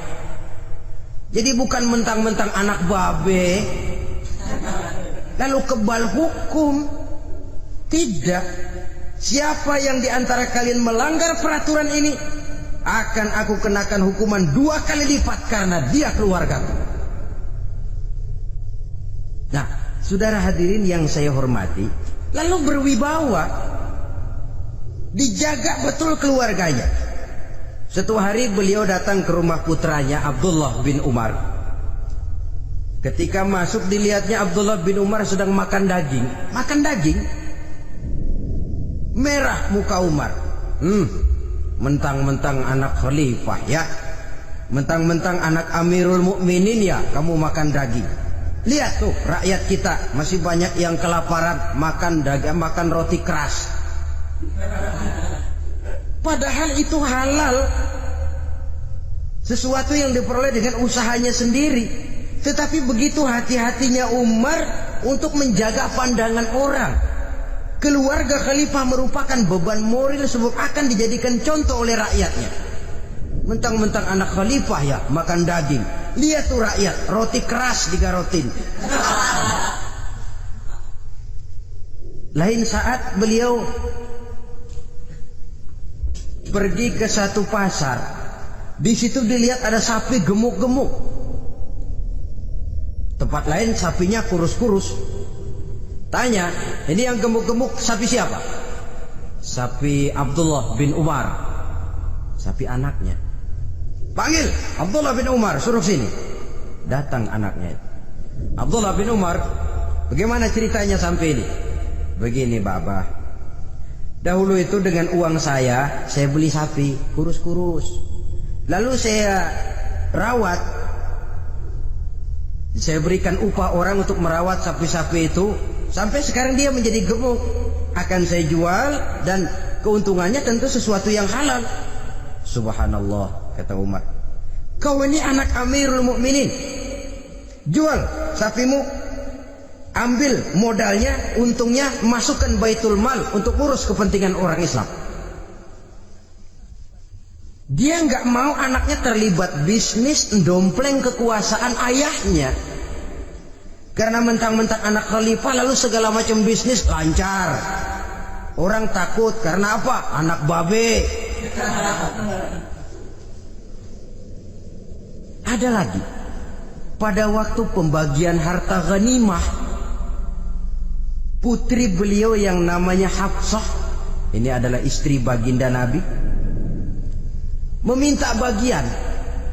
Kaum kerabat ayah, ini kerabat khalifah, kitalah dulu kerabat. Kalau kau kerabatku, maka jatahmu nanti dari ayahmu. Harta ini masih lebih banyak dibutuhkan oleh orang-orang Islam. Nanti belakangan kalau ada sisanya. Belakangan kalau ada sisanya. La haula wala quwata illa billah.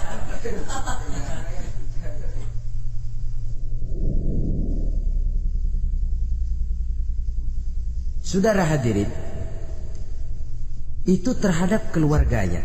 Kemudian apa sifat-sifat yang menonjol dari kepemimpinannya? Pertama, kesederhanaannya. Beliaulah satu-satunya khalifah, Amirul Mukminin, setingkat presiden kalau sekarang, yang punya jubah cuma 2 dan 1 pun punya anaknya. Tambelan lagi. Pernah sholat Jumat terlambat. Beliau naik mimbar untuk khutbah, sebelumnya minta maaf dulu. Saudara-saudara, maaf saya terlambat nungguin baju kering. Seorang khalifah nungguin baju kering. Sederhana dalam kehidupannya. Mari kita ambil satu cerita lagi. Pada waktu beliau jadi khalifah, yang diangkat jadi gubernur di Mesir adalah Amr bin As. Amr bin As hidupnya lebih mirip kaisar. Istananya besar, pakaiannya bagus-bagus. Nah, yang paling mengganggu pikiran Amr bin As, di sebelah istananya ini ada gubuk reok kepunyaan orang Yahudi lagi. Ini nggak pantas bener, masa di samping istana gubernur ada gubuk reot. Orang Yahudi lagi yang punya. Ini mesti udah bikin saja rencana, panggil dinas tata kota, bikin planning. Di sini mau dibangun masjid, proyek negara. Bikin gambarnya, susun anggarannya, tender. Saudara-saudara, si Yahudi yang punya gubuk reot dipanggil. Yahudi, ada apa, Pak? Kamu tahu nggak? Enggak. Iya, memang belum saya kasih tahu.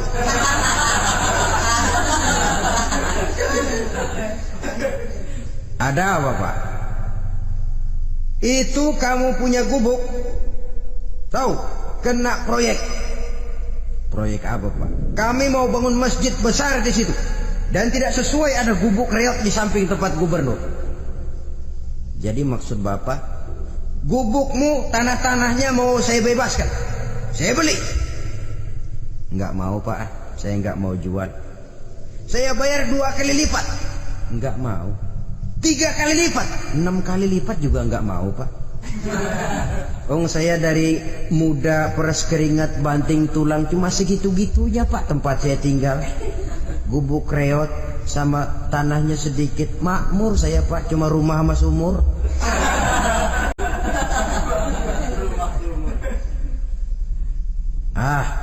Ini Yahudi kelewatan juga. Akhirnya turun perintah, sudah, kalau dia nggak mau dibebaskan, gusur saja, tarik, ambil bulldozer, digusur. Yahudi ini berurai air matanya. Aduh, begini jadi rakyat kecil, udah jatuh ketiban ember lagi. Tapi pikir-pikir Amr bin As kan bukan yang paling atas. Dia kan cuma pejabat, masih ada atasannya lagi.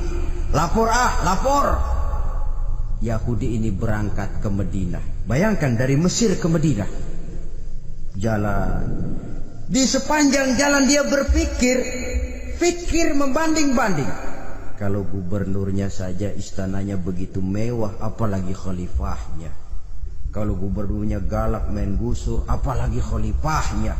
Dan saya bukan orang Islam, apa dia lemin ngadu? Apa dapat tanggapan? Berangkat dia sambil harap-harap cemas. Sampai di pintu kota Madinah, dia temui orang lagi tidur di bawah pohon korma.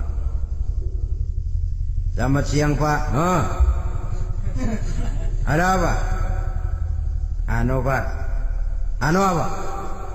Mau lapor. Lapor apa? Bapak tahu Khalifah Umar bin Khattab? Tahu.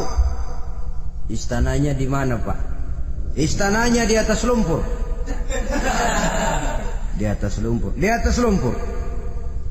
Pengawalnya banyak, Pak. Banyak. Siapa, Pak? Yatim piatu, janda-janda tua, orang-orang miskin, orang-orang lemah, itu pengawalnya. Pakaian kebesarannya apa sutra apa, Pak? Pakaian kebesarannya malu dan takwa. Saya nggak ngerti Pak. Itulah Umar bin Khattab.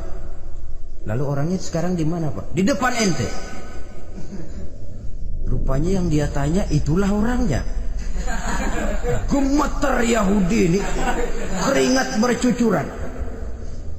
Coba, istananya di atas lumpur. Sebab beliau berprinsip, bagaimana saya bisa menghayati nasib rakyat kalau saya tidak merasakan apa yang mereka rasakan? Bagaimana saya nggak bisa tahu sakitnya lapar kalau saya belum pernah kelaparan? Itu prinsipnya. Istananya di atas lumpur. Para pengawalnya yatim piatu, janda-janda tua, orang-orang miskin, orang-orang lemah dan tidak mampu. Dan pakaian kebesarannya malu dan takwa. Kamu dari mana? Dari Mesir Pak. Ada apa? Mau laporan gubernur Bapak di Mesir yang namanya Amr bin As. Kenapa? Main gusur aja Pak. Ceritanya? Iya, dia mau bangun masjid. Kebetulan di areal itu saya punya tanah sama gubuk segitu-gitunya. Saya nggak mau dibeli, digusur Pak. Saya mau mencari keadilan. Begini, kamu lihat tempat sampah itu. Lihat, di situ banyak tulang. Coba kamu ambil kemari satu, tulang unta, bawa sini. Bingung Yahudi. Pak, saya kemari mau cari keadilan. Kalau tulang mah di Mesir juga banyak Pak. Sudahlah, pokoknya kau ambil saja tulang itu. Coker dapat dikasih. Tulang itu digaris lurus oleh Sayyidina Umar dengan ujung pedang. Red. Nah, nih, kau bawa kepada Amr bin As. Makin bingung itu Yahudi. Suruh bawa tulang cuman digaris. Nanti saya ngomong apa Pak? Sudahlah, kasih saja. Pulang dia. Sampai di Mesir, Tuan Gubernur, ada apa? Saya baru menghadap khalifah. Kemudian beliau sampaikan ini, dikasih tulang. Amr bin As ngelihat tulang ada goresan lurus dengan ujung pedang, gemetar, badannya keluar keringat dingin, panggil kepala proyek, proyek batal. Masjid nggak jadi didiriin. Itu gubuk Yahudi diriin lagi. Ini Yahudi makin bengong. Ini gubernur dapat tulang doang segitu takutnya.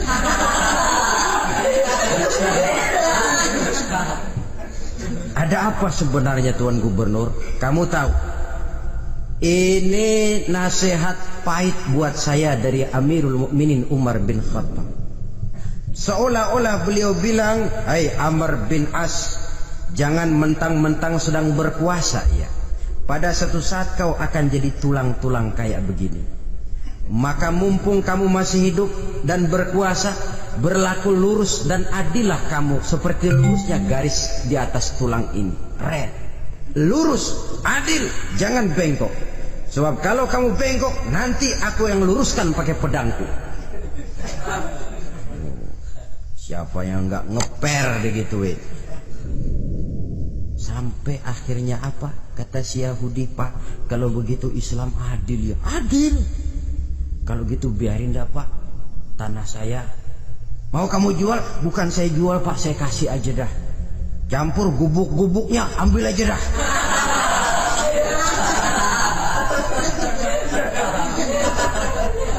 Masuk Islam si Yahudi ini oleh karena keadilan dari Umar bin Khattab.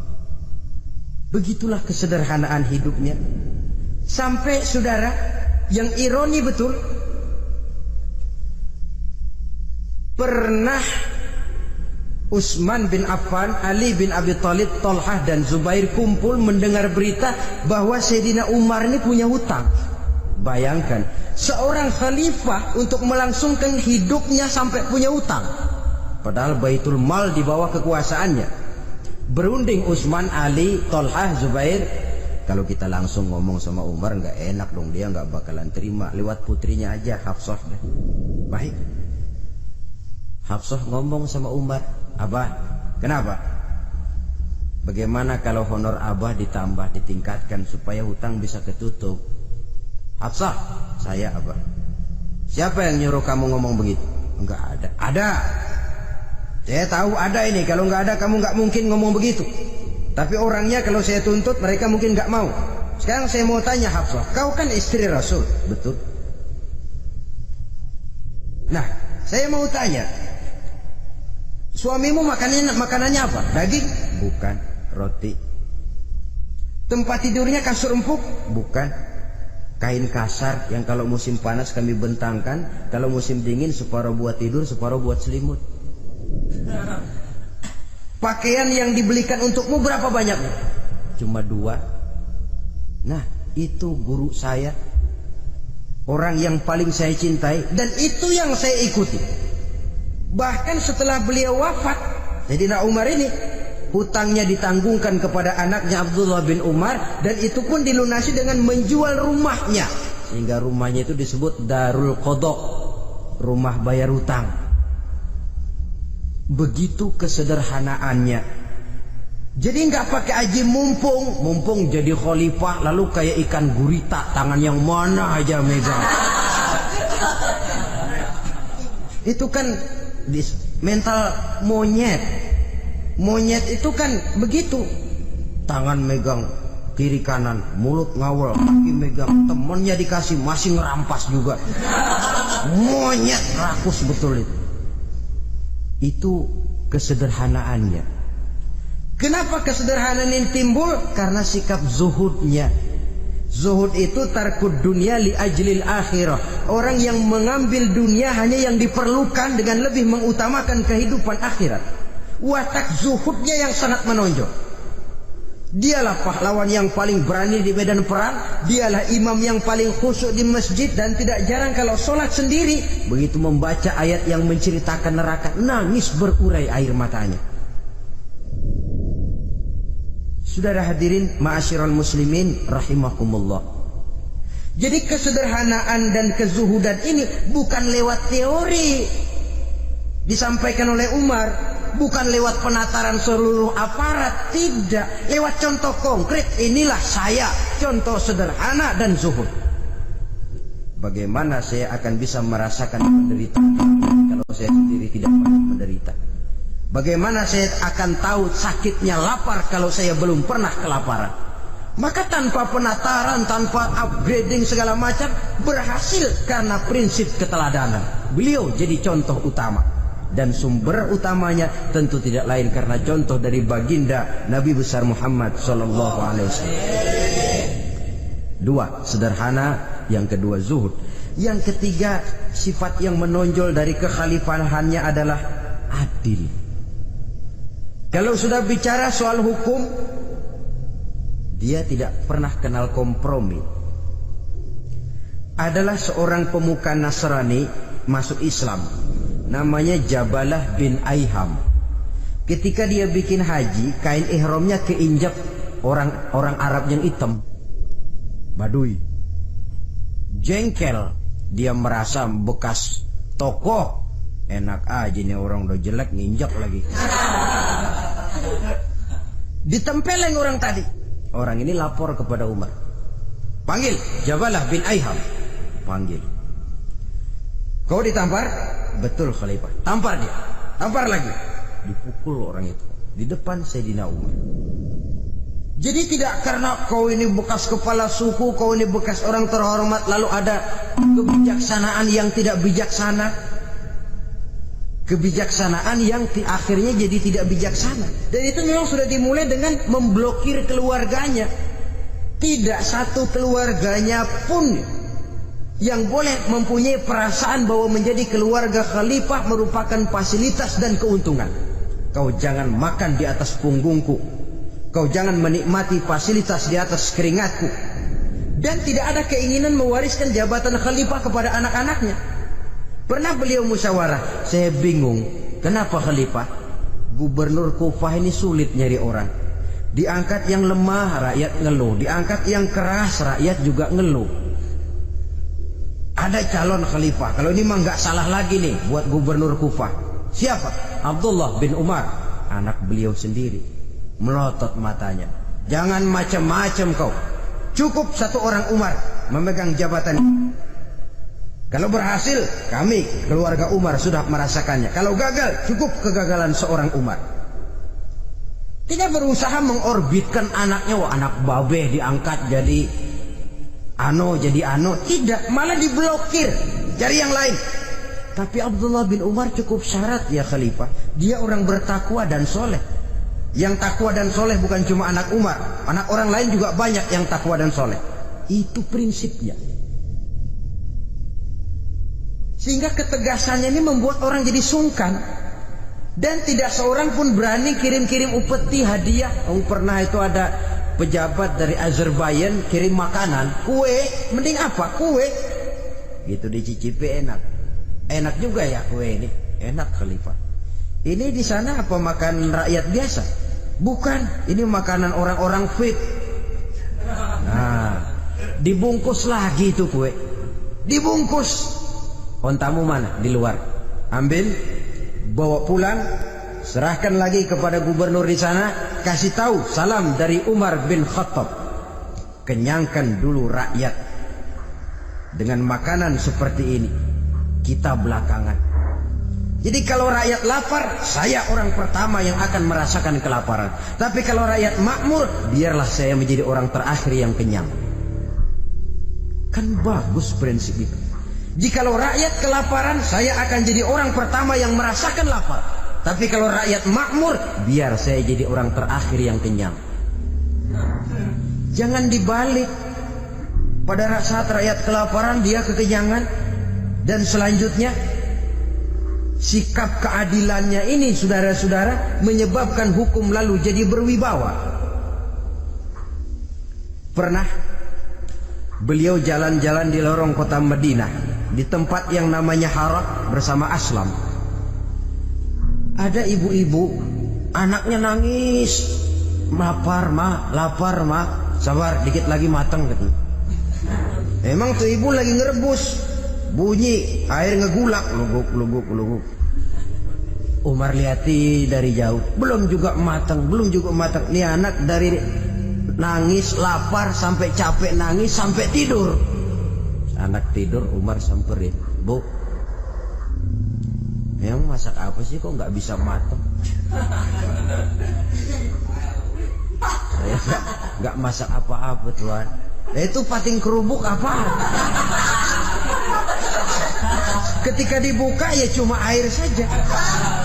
Subhanallah, ibu sudah ngebohongi anak ibu sendiri. Habis harus bagaimana Tuan? Saya sudah nggak punya makanan untuk dimasak. Sementara perut nggak kenal kompromi. Jalan satu-satunya ya terpaksa anak saya bohongi. Saya bilang sebentar lagi matang sampai dia tidur sekarang ini. Memangnya Khalifah Umar gimana sih ngurusi rakyatnya? Subhanallah, dia orang zalim. Dia yang memegang urusan kami, tapi dia nggak tahu nasib saya. Anak kelaparan, keluarga terlantar. Oh begitu. Iya, zalim betul Umar bin Khattab itu. Kalau begitu ibu tunggu sebentar. Dia pulang bersama Aslam menuju Baitul Mal. Dia ambil tepung 1 karung, dipikul sendiri. Dipikul sendiri, kata Aslam, ya Khalifah biar saya yang bawa. Jangan. Kenapa Khalifah? Apa kau kira kau sanggup mikul dosa saya di akhirat nanti? Biar saya yang mikul sendiri. Dia bawa ke tempat tuh ibu-ibu. Dia masakin sendiri. Nah Bu, sudah matang, persilakan masak. Makan. Alhamdulillah Tuan. Mudah-mudahan Allah memberkahi Tuan. Tuan lebih baik dari Umar bin Khattab yang zalim itu. Memang sebenarnya Tuan siapa, kata tuh ibu? Saya. Iya, saya ya Umar bin Khattab yang ibu bilang zalim itu. Gemetar si ibu. Tapi memang peka dan menghargai kritik orang. Tidak membungkam setiap orang yang nadanya sumbang atau berbeda. Kadang beliau berkata, saya khawatir karena orang terlalu segan dengan saya, lalu gak ada yang berani negur kalau saya salah. Kan begitu biasanya. Karena sudah terlalu segan, lalu semuanya orang mau diaminin saja. Asal dibilang gak benar, marah, jengkel. Lalu disingkirin, maunya diiyain, ingge, kulo nuwun. Oke bos. Beliau bilang, saya khawatir kalau tidak ada orang yang mau menegur kesalahan saya jika saya terlanjur nanti. Tahu-tahu muncul orang, demi Allah, saya akan menegur Tuhan dengan pedang saya ini. Cerah mukanya, senyum bibirnya, alhamdulillah, anak muda, saya memerlukan orang macam kau yang berani berkata ya terhadap yang benar dan tidak terhadap yang tidak benar, apa dan bagaimanapun resikonya. Di sini kelihatan sikap beliau menghadapi orang yang berbeda pendapat.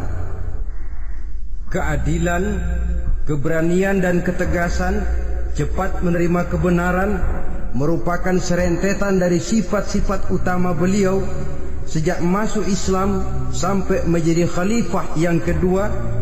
Bahkan dengan jasa beliau, Islam kemudian tersebar menembus dinding Jazirah Arabia, memasuki Bizantium dan Persia, sehingga beliau juga dikenal sebagai periode Al-Futuhat Al-Islamiyah. Nah, saudara-saudara, inilah cuplikan kecil dari kehidupan seorang agung dan besar yang memang sangat terbatas kata-kata untuk melukiskan kebesaran itu. Namun yang secuplik ini mudah-mudahan menjadi sumbangan moral dalam rangka kita memperbaiki diri menuju kehidupan yang lebih baik. Terima kasih banyak atas segala perhatian. Mohon maaf atas segala kekurangan. Usikum wa nafsi bitaqwallah. Wassalamualaikum warahmatullahi wabarakatuh.